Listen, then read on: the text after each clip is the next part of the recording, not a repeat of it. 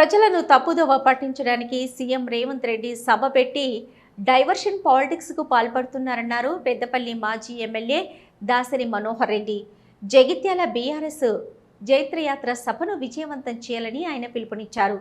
పెద్దపల్లిలో మీడియాతో మాట్లాడిన దాసరి జగిత్యాల సభ నుంచే మాజీ సీఎం కేసీఆర్ ఎన్నికల శంఖారావం పూరించనున్నారని అన్నారు.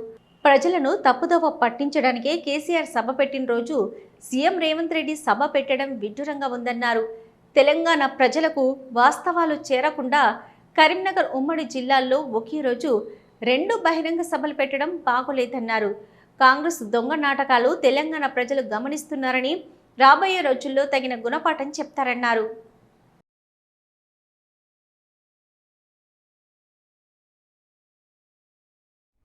వాస్తవాలను చేరనీయకుండా మరి తప్పుడు ఆలోచనలు కలిగే విధంగా ఇటువంటి సభను ఏర్పాటు చేయటం ప్రజలకు గమనిస్తూ ఉన్నారు.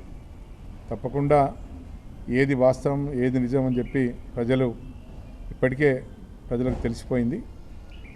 మరి ఎన్నికల సందర్భంగా ఈ కాంగ్రెస్ ప్రభుత్వం ఏర్పడిన వెంటనే మేము ఒక 6 గ్యారంటీలు 420 హామీలు ఇచ్చి ప్రజల్ని అలవిగాని హామీలతో తప్పుదోవ పట్టించి ఇప్పటి వరకు కూడా ఏ ఒక్కటి నెరవేర్చకుండా ప్రజలను తప్పుదోవ పట్టిస్తూ ఉన్నారు.